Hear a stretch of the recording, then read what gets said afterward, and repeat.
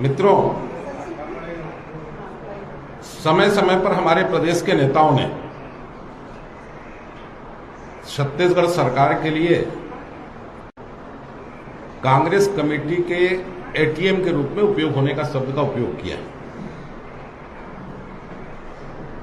हमारे युवा मोर्चा के राष्ट्रीय अध्यक्ष जी ने सीएम को नए ढंग से परिभाषित किया था कि वास्तव में ये सीएम कलेक्शन मास्टर है। अभी तक भूपेश बघेल जी की सरकार कोयला, रेत, शराब,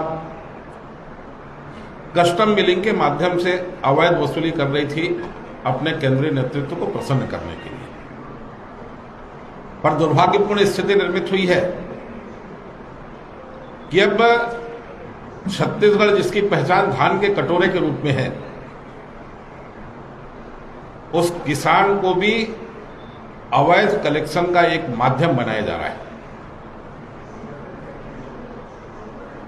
छत्तीसगढ़ में लगभग 2500 उपार्जन केंद्र हैं,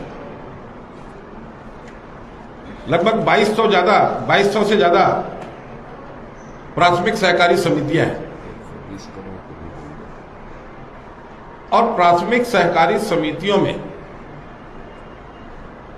गलत ढंग से मनोनयन करने की प्रक्रिया इनने शुरू की है।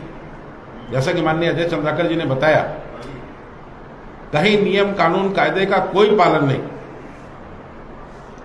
हम जिसको चाहेंगे वो प्राथमिक सहकारी समिति का अध्यक्ष होगा और वो अपने हिसाब से प्राथमिक सहकारी समितियों को संचालित करेगा। मैं आपको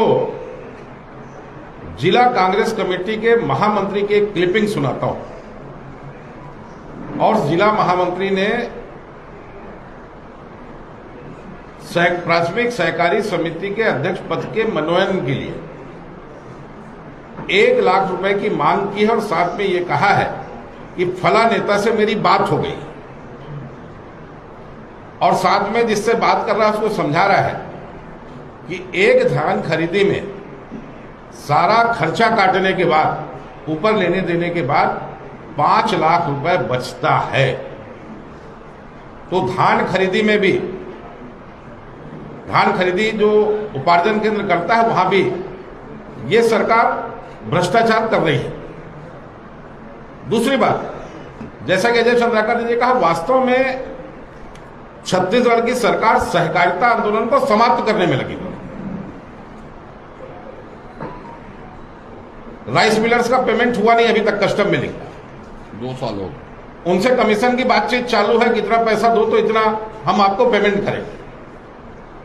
पर पिछले साल का सहकारी समितियों का धान खरीदी का कमीशन भी अब तक लोगों को प्राप्त नहीं हुआ है। पिछले साल किसान ने जो बारदाना दिया धान बेचने के लिए, उस बारदाने का पेमेंट भी अब तक किसान को प्राप्त नहीं हुआ है। कुछ स्थानों पर तो सहकारी समितियों की स्थिति यह बन गई है कि प्राथमिक सहकारी समितियां अपने कर्मचारियों को समय पर भुगतान नहीं कर पा रही, और उसका परिणाम यह हुआ था कि कवर्धा जिले के 400 कर्मचारियों ने एक साथ सामूहिक इस्तीफा दिया था। शासन का नियम यह है कि जो धान खरीदी केंद्र है उससे 72 घंटे के अंदर धान का उठाव हो जाना चाहिए, पर सरकार की गलत नीतियों के चलते 72 घंटे के बजाय वो 1-1 महीना और 1.5 महीने तक धान का उठाव नहीं होता, और उसके चलते जो सूखत आती है, जो नुकसान आता है, उसके लिए भी प्रदेश सरकार प्राथमिक सहकारी समितियों को किसी प्रकार की क्षतिपूर्ति नहीं करती, और वो नुकसान भी सहकारी समितियों को नुकसान उठाना पड़ता है, और उसके चलते पूरे प्रदेश की प्राथमिक सहकारी समितियों की आर्थिक हालत खराब है। प्राथमिक सहकारी समितियां अपने कर्मचारियों को वेतन नहीं दे पा रही है और सहकारी समितियां डिफॉल्टर होने की स्थिति में आ गई है। और इसके लिए अगर सबसे 20 करोड़ रुपए की जो घोषणा की मिलिंग चार्ज की, उसको देना चाहिए, और उसके चलते सहकारी समितियां डिफॉल्टर हो रही है।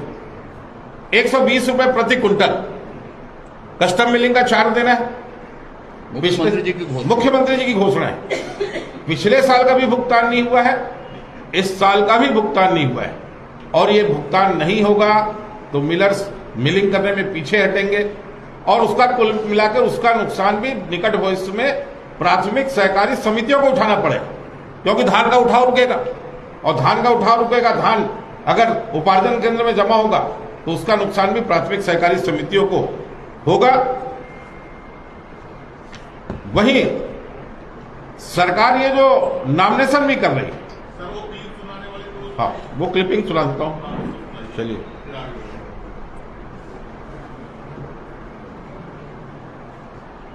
माइक में लगा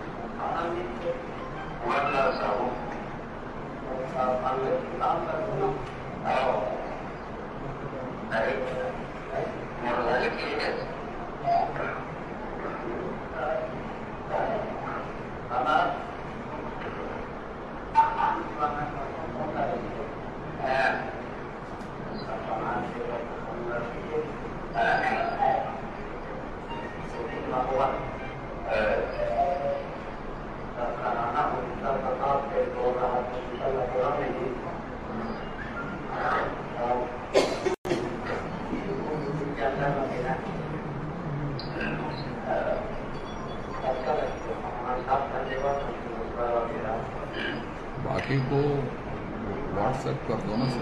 50 है? ये आपको इसमें दे देंगे, सबको शेयर कर देंगे, ग्रुप में शेयर, आपके ग्रुप में शेयर कर देंगे। बजाज जी है,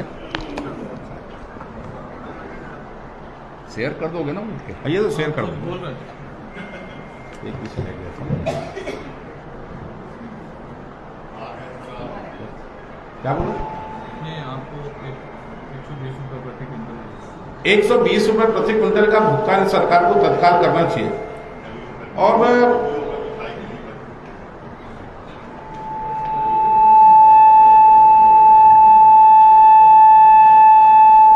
थोड़ा माइक ठीक कर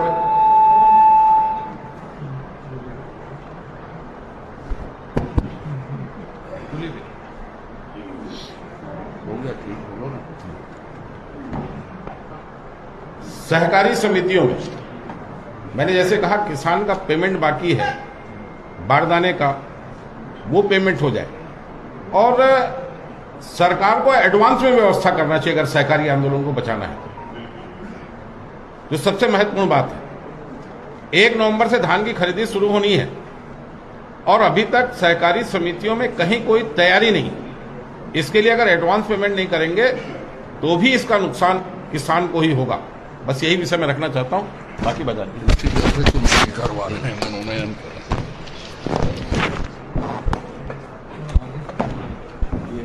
आप सभी को नमस्कार। अभी हमारे प्रदेश के वरिष्ठ प्रवक्ता माननीय अजय चंद्राकर जी ने और हमारे वरिष्ठ विधायक शिवरतन सर